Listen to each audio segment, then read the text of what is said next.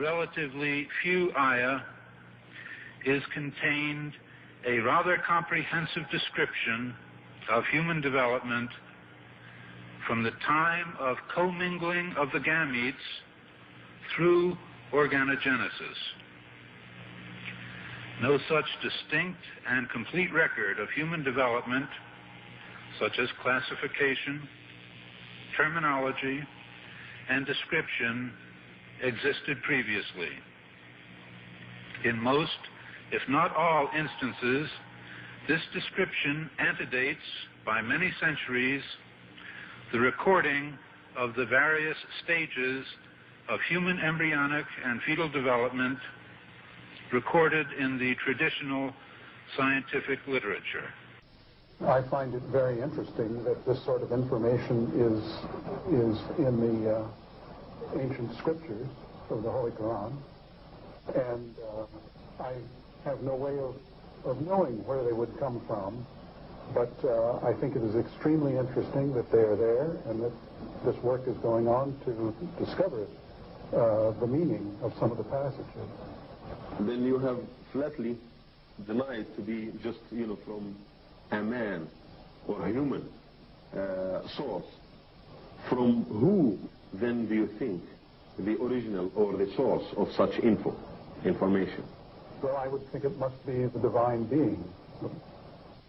In substance, the Quran describes not only the development of external form, but emphasizes also the internal stages, the stages inside the embryo of its creation and development, emphasizing major events recognized by contemporary science.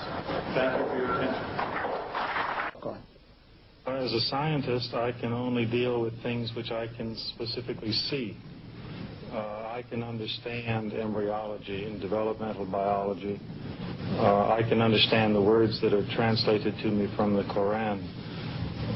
As I gave the example before, if I were to transpose myself into that era, knowing what I do today and describing things, I could not describe the things which were described. I see no reason, I see no evidence for the fact to refute the concept that this individual, Muhammad, had to be developing this information from someplace. So I see nothing here in conflict with the concept that divine intervention was involved in what he was able to write. Actually, I'm very much impressed by finding true astronomical facts in Quran.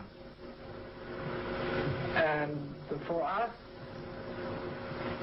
the modern astronomers have been studying very small fields of the universe.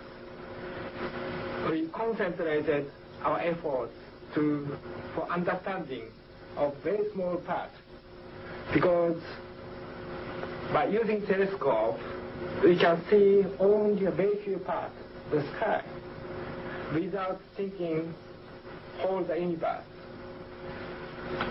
So by reading Quran and by answering to your questions, I think I can find my future way for investigation of the universe. Well, thinking of many of these questions and thinking where Muhammad came from, he was after all a Bedouin. I think it is almost impossible that he could have known about things like the common origin of the universe, because scientists have only found out within the last few years. It's very complicated and advanced technological methods. I think if you combine all these, and you combine all these statements that are being made in the Quran, that relate to the earth and the formation of the earth and science in general, you can basically say that the statements made there in many ways are true. They can now be confirmed by scientific methods, and in a way you can say that the Quran is a simple science textbook for the simple man, and that many of the statements made in there at that time could not be proven, but that modern scientific methods are now in a position to prove what Muhammad said 1400 years ago. It has been a great pleasure for me to help clarify statements in the Quran about human development.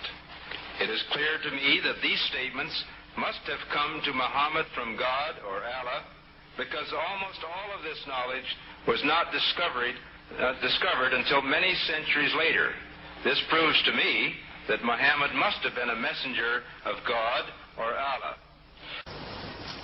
Because the staging of human embryos is complex, owing to the continuous process of change during development, it is proposed that a new system of classification could be developed using the terms mentioned in the Quran and the Sunnah. The proposed system is simple, comprehensive, and conforms with present embryological knowledge.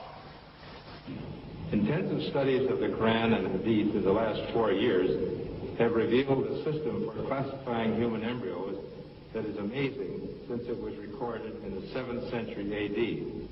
As far as it is known from the history of embryology, little was known about the staging and classification of human embryos until the 20th century. For this reason, the descriptions of the human embryo in the Quran cannot be based on scientific knowledge in the 7th century. The only reasonable conclusion is that these descriptions were revealed to Muhammad from God. He could not have known such details because he was an illiterate man with absolutely no scientific. The way it was explained to me is that Muhammad was a very ordinary man. He couldn't have read, didn't know to write. In fact, he was illiterate. And we're talking about 1,200 years ago. You have someone, an illiterate person, making profound pronouncements and statements that are amazingly accurate of a scientific nature. And I personally can't see how this could be a mere chance. There are too many accuracies. And like Dr. Moore, I have no difficulty in my mind reconciling that this is a divine inspiration or revelation which led him to these statements. So that the two hadiths that have been noted furnish us with a specific timetable for the main embryological development before 40 days. Again, the point has been made, I think, repeatedly by the speakers this morning. These hadiths could not have been obtained on the basis of the scientific knowledge that was available at the time of their writing, and hence could support the hadiths reflecting the knowledge of God. Thank you very much. It follows, I think, that not only is there no conflict between genetics and religion, but in fact religion that guides science by adding revelation to some of the traditional scientific approaches. That there exist statements in the Quran shown centuries later to be valid would support knowledge in the Quran having been derived from God. Thank you very much.